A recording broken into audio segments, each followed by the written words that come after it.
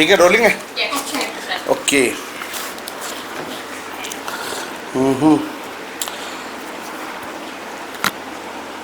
Rolling. ठीक है दोस्तों, नमस्कार, आदाब, सत श्री अकाल। दोस्तों मेरा नाम है धर्मवीर जारवाल और आप देख रहे हैं द लिंक।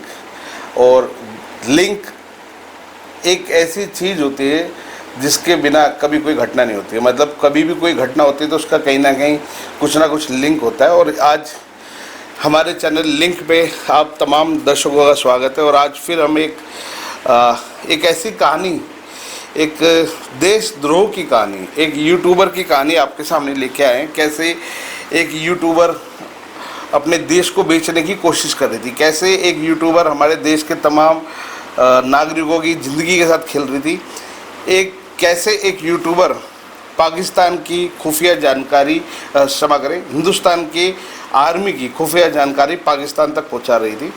और कैसे एक साधारण सी यूट्यूबर लाखों करोड़ों रुपए कमाने लगी, कैसे एक साधारण सी यूट्यूबर पहलगाम जैसे आतंकी हमलों की एक राजदार या एक सहभागी बनी। तो दोस्तों आज हम आपके सामने लेके आए हैं ज्योति मल्होत्रा की कहानी। और जैसे कि आप लोग तमाम लोग देख भी रहे हैं, अभी पीछे लगभग 2-3 दिन पहले से जो खबरें सामने आ रही हैं, ज्योति मल्होत्रा नाम की एक यूट्यूबर है जिसको हिसार पुलिस ने गिरफ्तार की है, जिनके ऊपर देशद्रोह के इल्ज़ाम लगाए गए हैं। और ये कहा गया है कि ज्योति, जो कि एक साधारण सी यूट्यूबर थी, वो कैसे पाकिस्तान की एजेंट बनी, कैसे पाकिस्तान की खुफिया एजेंसी ISI के लिए उसने काम किया, कैसे हमारे देश के इंडियन आर्मी की गुप्त जानकारियाँ उसने पाकिस्तान तक पहुंचाई। सुनने में ये सब चीज़ें बड़ी अजीब सी लगती हैं और बहुत सारे लोग इन चीज़ों को गलत भी ठहरा है कि कहीं ना कहीं जो यूट्यूबर है ज्योति, उसको फंसाने की कोशिश की जा रही है। तो आज हम आपको इस स्टोरी के माध्यम से ये बताने की कोशिश करेंगे कि ज्योति कैसे पाकिस्तान की एक जासूस बनी और वो कितनी सही है, कितनी गलत है, या उसको फंसाने की कोशिश की जा रही है, वो तमाम जानकारी हम आप तक पहुंचाने की कोशिश करेंगे। दोस्तों ये ज्योति है, आप इसमें वीडियो में इसकी देख भी रहे होंगे, जो कि बेहद ही खूबसूरत है और एक हिंदू लड़की है, भारतीय है और एक ट्रैवल ब्लॉगर है ये। और एक अपना यूट्यूब चैनल जिस पे लगभग 4-4.5 लाख के आसपास इनके सब्सक्राइबर या फॉलोवर्स हैं। इंस्टाग्राम और सोशल मीडिया पर ये बहुत ज़्यादा एक्टिव रहती है और हिंदुस्तान और पाकिस्तान के बीच में प्रेम को लेके, हमारे संबंधों को लेके, हमारी दोस्ती को लेके अक्सर ब्लॉग बनाती है। कई बार ये पाकिस्तान भी जा चुकी है। ऑफिशियली ये माना जा रहा है कि ये लगभग 3 बार पाकिस्तान गई है, पर इस 3 बार के अलावा और कितनी बार पाकिस्तान गई है, क्योंकि 3 बार जब वो पाकिस्तान गई है तो उसके तो ब्लॉग इनके सोशल मीडिया पर और इनके तमाम यूट्यूब पेजेस पे अवेलेबल है। पर उसके अलावा कितनी बार ये ऐसा है कि जब ये पाकिस्तान गई है और पाकिस्तान के हो सकता है कई बार इसने विज़िट की जिसकी वीडियो या ब्लॉग्स इसने नहीं बनाए हो और जो अभी सोशल मीडिया पे मौजूद नहीं है। पर ये तो कंफर्म है कि ये कम से कम 3 बार पाकिस्तान गई है। दोस्तों ज्योति एक यूट्यूबर है और ये पाकिस्तान जाती है। पाकिस्तान में जाने के बाद वहाँ पर कई ISI के एजेंट, ISI के अधिकारी, कई मिनिस्टर्स लोगों से मिलती है और उसके बाद शुरू होता है एक जासूसी का घटिया खेल, जिसकी पूरी सूत्रधार जो है वो ज्योति थी।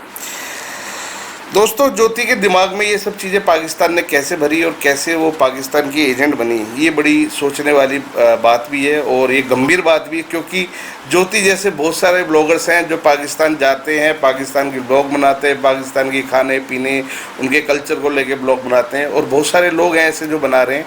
और बहुत सारे हमारे देश के यूट्यूबर्स भी हैं जिनकी वीडियोस पाकिस्तान में बहुत देखी जाती है, उनको सर्कुलेट की जाती है, यहाँ तक कि हमारे देश को बदनाम करने के लिए हमारे देश के यूट्यूबर्स की वीडियो को यूज़ किया जाता है। तो दोस्तों कहानी है ज्योति मल्होत्रा की, जो कि अपना एक यूट्यूब चैनल चलाती है, ट्रैवल विद ज्योति, जो कि पिछले कुछ सालों से लाखों लोगों के चहेता एक चैनल बन गया था। और कहीं ना कहीं भारत पाकिस्तान को लेके ये अपने दोस्ती के पैगाम को लेके वीडियो बनाया करती थी। दोस्तों हुआ क्या कि मई 2025 में पुलिस को एक ज्योति के कुछ वीडियोस देख के उसके ऊपर शक होता है कि हो सकता है कि ये लड़की कहीं ना कहीं पाकिस्तान के साथ मिली हो। वो ऐसा शक क्यों होता है पुलिस को, वो भी उसके पीछे भी कारण है। कारण क्या होता है कि इनकी एक वीडियो है जो सोशल मीडिया पे डाली जाती है, जिसमें पाकिस्तान को लेके व्लॉग बनाए गए थे। और इन्हीं वीडियो में एक ISI का एक एजेंट होता है, एक जासूस होता है, जिसको हमारी जितनी भी एजेंसीज हैं वो उसको नोटिस करती है कि ये आदमी इनके ब्लॉग में कैसे है। और उसके बाद इस वीडियो के आने के बाद पुलिस और हमारी खुफिया एजेंसी सतर्क होती है और ज्योति के ऊपर जो इनकी वीडियोस हैं उन सबको देखना शुरू करती है, खंगालना शुरू करती है। दोस्तों, ज्योति के ऊपर आरोप यही लगाएंगे कि इन्होंने भारत की संवेदनशील जानकारियां ISI तक पहुंचाई हैं। पाकिस्तान की खुफिया एजेंसी, या यूं कहें कि आतंक बनाने की फैक्ट्री, जहां जिहादियों को हमारे भारत के अंदर आतंक फैलाने के लिए तैयार किया जाता है, तो ISI की जो खुफिया एजेंसी थी उन तक हमारे देश की खुफिया जानकारी पहुंचा रही थी। पुलिस रिपोर्ट के अनुसार उन्होंने भारत के कुछ डिफेंस लोकेशंस, तस्वीरें और कई सारे विवरण ISI के साथ साझा किए थे। और इनके लिए वो व्हाट्सएप, टेलीग्राम और स्नैपचैट जैसे कई सारे ऐप यूज़ करती थी, जो पूरी तरीके से सुरक्षित माने जाते हैं इस तरह के काम के लिए।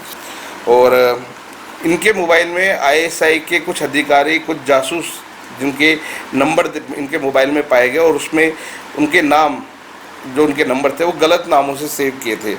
जैसे एक ISI के एक अधिकारी थे जिसका नाम इन्होंने गुरु रंधावा करके ऐसे करके सेव किया हुआ था। मतलब जितने भी लोग थे पाकिस्तान के, उनके तमाम लोगों के नंबर इन्होंने गलत नामों से सेव किए थे, ताकि कभी कोई अगर जांच होती है तो वो चीज़ें निकल के सामने ना आ सके। और इस तरह के कई सारे प्रोपेगेंडा ये चलाती थी। और सबसे बड़ी हैरानी की बात यह है कि जब अभी पहलगाम में हमला हुआ तो लगभग ये बताया जा रहा है कि जनवरी के महीने में ज्योति श्रीनगर गई, वहाँ उसके बाद ये पहलगाम गई, और पहलगाम जाने के बाद इन्होंने वहाँ पे व्लॉग बनाए। और जैसे ये पहलगाम से वापस आती है उसके बाद ये फिर दोबारा पाकिस्तान जाती है। पाकिस्तान जाने के बाद ये वहाँ से वापस आती है और उसके बाद फिर ये पहलगाम आतंकी हमला होता है। तो कहीं ना कहीं ऐसा माना जा रहा है कि ज्योति ने पहलगाम को लेके वहाँ की हमारे जो भारत देश की सुरक्षा एजेंसी है उनकी लोकेशंस, उनकी जानकारी, पहलगाम में कितनी सिक्योरिटी कितनी नहीं है, तमाम जानकारियाँ उन्होंने पाकिस्तान तक पहुँचाई हैं। ये ऐसा माना जा रहा है, एजेंसी ऐसा मान भी रही है। और हो सकता है कि ज्योति ने ही बहुत सारी गुप्त जानकारियाँ पहलगाम हमले को लेकर पाकिस्तान तक पहुँचाई थी, जिसके बाद ये हमला करने का एक निर्णय लिया पाकिस्तान ने। और साधारण सी बात है कि अगर कहीं हमला करना है किसी को भी और उसकी अगर गुप्त जानकारी उन तक पहुंच जाए तो एक हमला करने की एक रणनीति अच्छी से बनाई जा सकती है। और ये पूरी जो पहलगाम में हमला हुआ है इसकी पूरी रणनीति पाकिस्तान को बनाने के लिए सारी, मेरे को लगता है कि लोकेशंस और डिटेल्स जो है ये ज्योति ने आराम से मुहैया करा दी। ज्योति आराम से ये सब चीज़ें कैसे मुहैया करा रही थी तो उसकी भी जानकारी हम आपको दे दें। ज्योति क्योंकि एक यूट्यूबर से एक ब्लॉगर है और 4.5 लाख उनके देखते हैं, काफ़ी लोग उनको पसंद करते हैं, उनकी वीडियोस देखते हैं। तो ऐसे ब्लॉगर्स को अधिकतर ऐसी जगहों पे जाने से कोई रोकता नहीं है, कोई वीडियो बनाने से नहीं रोकता, क्योंकि तमाम लोग जानते हैं, तमाम एजेंसी के लोग जानते हैं कि ये ब्लॉगर्स हैं, ये यूट्यूबर्स हैं, तो इनका ये ऐसा काम रहता है। और अधिकतर ये देखा भी गया कि जितने भी ब्लॉगर्स होते हैं उनके हाथ में हमेशा मोबाइल या कैमरा होते ही है, तो लोग उनके ऊपर ज़्यादा शक भी नहीं करते, एजेंसियाँ भी उनके ऊपर शक नहीं करती।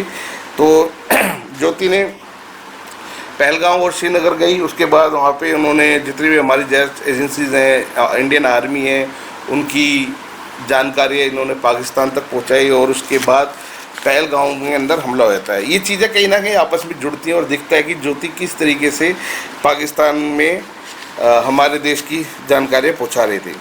दोस्तों, पाकिस्तान में ज्योति जाती है, वहाँ इनको बाकायदा VVIP ट्रीटमेंट मिलता है। ISI के बड़े बड़े अधिकारी इनसे मिलते हैं, बड़े बड़े मिनिस्टर्स इनके साथ मिलते हैं। ये वहाँ के फूड्स के बारे में, खाने पीने की चीज़ों को लेकर वीडियो बनाती है, उनके सरकारी जो फंक्शंस होते हैं उनमें जाती है। और ज्योति को तमाम वो सुख सुविधाएं मिल रही थी जो कहीं ना कहीं किसी VIP आदमी को मिलते थे। और ये सब चीज़ें मिलने के बाद ऐसा माना भी जा रहा है कि ज्योति के दिमाग में देश के साथ गद्दारी करने का कीड़ा पैदा हो चुका था। और साधारण सी बात है कि अगर पाकिस्तान किसी को इस तरह का ट्रीटमेंट दे रहा है, पैसा दे रहा है, तो वो फ्री में तो देने से रहा। उनको हमारे देश के खुफिया जानकारी चाहिए, और ताकि जैसे पहलगाम हमला हुआ ऐसे हमले वो कर सकें। और ज्योति ने उनको ये सब चीज़ें दी भी, और वो ज्योति की तमाम चीज़ें, क्योंकि एक यूट्यूबर खासतौर से ज्योति जैसे लोग जिनको बहुत कम उम्र में बहुत शॉर्ट टाइम के अंदर बहुत ज़्यादा पैसा कमाना होता है, तो इन लोगों का क्या होता है, ये लोग बहुत जल्दी अपना ईमान बेच देते हैं। और ज्योति ने भी अपना ईमान बेचा और देश की गद्दार बनी, आतंकवादी बनी। और आज पाकिस्तान, क्योंकि पाकिस्तान को वो सारी खबरें दे रही थी, तो पाकिस्तान ने भी उनका पूरा ध्यान रखा, उनको बाकायदा एक लग्जरी लाइफ उन्होंने दी, खूब पैसा दिया उन्होंने, और वो दुनिया भर की वो सैर कर रही थी, घूम रही थी, और पाकिस्तान के द्वारा उसको पैसा मिल रहा था। और तमाम वो चीज़ें जो एक साधारण आदमी को चाहिए होती हैं, और वो सब चीज़ें पाकिस्तान उनको दे रहा था। उसके बदले में ज्योति ऐसी ऐसी जानकारियाँ पाकिस्तान को दे रही थी जिसके बारे में उसने कभी सोचा भी नहीं था। High commission, Pakistan high commission के लोग इनके साथ जुड़े हुए थे, इनको पूरी सपोर्ट कर रहे थे वो लोग। और जिसी के चलते आज ये स्थिति उत्पन्न हुई है कि आज ज्योति अरेस्ट हो गई है, और बाकायदा देशद्रोह का मुकदमा उनके ऊपर चला जाएगा, गंभीर धाराएं उनके ऊपर लगाई गई हैं, और कहीं ना कहीं एक जासूस का तमगा उनके ऊपर लग गया है। अब केस चलेगा, केस चलने के बाद क्या होता है क्या नहीं होता, ये तो खैर आने वाले समय बताएगा। ज्योति को जमानत मिलती है या फिर कहीं ना कहीं इनको जेल होती है, क्योंकि जिन धाराओं में पुलिस ने केस दर्ज किए हैं उसमें इनको जमानत मिलना तो असंभव है। और जब तक ये केस चलेगा, जब तक ये निर्दोष साबित नहीं होती है, तो ये जेल जाएंगे। वैसे पुलिस का ये कहना है कि इनके खिलाफ बड़े सॉलिड एविडेंस, प्रूफ इनके पास मौजूद हैं, और आईएसआई के साथ तमाम वो कनेक्शन जो इनके थे उन सब की भी जानकारी पुलिस के पास मिल चुकी है। तो ये माना जा रहा है कि शायद अब ज्योति का छूटना आसान नहीं होगा, और उनको ऊपर देशद्रोह का मुकदमा चलाया जाएगा। दोस्तों, ज्योति तो वो थी, वो यूट्यूबर्स थी जो पकड़ी गई, या उन्होंने नादानी में या किसी कारणवश ये सब किया। वैसे तो लोग कह रहे हैं कि ज्योति को फंसाया गया, पर यह भी हो सकता है कि शायद ज्योति इकलौती वो हो जो हमारे देश के अंदर पाकिस्तानी जासूसों को तैयार कर रही हो, क्योंकि ऐसा माना जा रहा है कि ज्योति के साथ और भी बहुत सारे लोग कनेक्टेड थे इस पूरे आतंकी घटना के अंदर, इस पूरे रैकेट के अंदर ज्योति के साथ बहुत सारे लोग शामिल थे। उन तमाम लोगों की जांच चल रही है, और बहुत सारे लोग ऐसे भी हमारे देश के अंदर जो रहते हमारे यहाँ हैं, खाते हमारे यहाँ हैं, वीडियोस बनाते हैं, वो भी पाकिस्तान की भारत के खिलाफ जो पाकिस्तान में देखी जाती है। बहुत सारे यूट्यूबर्स हैं, अभी आपने देखा होगा ये नेहा सिंह राठौर है, जिनके ऊपर बाकायदा एफआईआर दर्ज हुई है, जिनकी वीडियोस सबसे ज़्यादा पाकिस्तान में देखी जाती हैं। और बहुत सारे तथाकथित पत्रकार भी जो रहते हैं हमारे देश में, पर गुणगान वो पाकिस्तान का कर रहे हैं। पाकिस्तान के ऊपर अगर इंडिया स्ट्राइक करता है तो इनको सबूत चाहिए होते हैं, और ये कहीं ना कहीं ह्यूमन राइट्स की दुहाई देते हैं। हमारे यहाँ लोग मारे जाए, नरसंहार हो जाए, उसके ऊपर इनकी कोई आवाज़ ही नहीं निकलती है। तो ज्योति जैसे बहुत सारे लोग अभी भी हमारे देश में जिनकी जांच चल रही है, जिनको ढूंढा जा रहा है, और ज्योति की राह अब आगे बहुत मुश्किल होने वाली है, क्योंकि इनके पिता का कहना है कि हमारी ज्योति को फंसाया गया, जबकि माना ये जा रहा है कि शायद ज्योति ही वो सूत्रधार है जो पाकिस्तान के जितने भी स्पाई, जितने भी एजेंट्स हैं, जासूस हैं जो हमारे हिंदुस्तान में एक्टिव हैं, उन तक पहुंचाने का ये काम करेगी। तो अब देखते हैं जिनसे कहाँ तक और कितनी जानकारी इकट्ठा करती है, परंतु अभी फ़िलहाल ज्योति जेल के अंदर है, और कहीं ना कहीं भारत की एक गद्दार पकड़ी गई है। और ऐसे लोगों से सावधान रहें, क्योंकि ये लोग आप और हम लोगों के बीच में घुल मिल कर रहते हैं, और कोई पता नहीं है कि कोई ना कोई पाकिस्तान का जासूस शायद आपके पड़ोस में या आपके घर में या आसपास में रह रहा हो। तो ऐसे लोगों से सावधान रहें, और देश के लिए मर मिटने का जज्बा सबके अंदर होना चाहिए। पाकिस्तान जैसे दुश्मन हमारे बहुत हैं, चाइना हमारा दुश्मन है, पाकिस्तान है, और भी बहुत सारे दोस्त हैं, बांग्लादेश है। तो इन सब से हम तभी बच पाएंगे जब हमारे देश के अंदर के जो ये विभीषण बैठे हैं ना, जब तक ये सामने नहीं आते। तो ऐसे लोगों से सावधान रहें, सतर्क रहें। देश के लिए मर मिटने का जज्बा सब में होना चाहिए। तो आज के लिए इतना ही। वंदे मातरम, जय हिंद, जय भारत।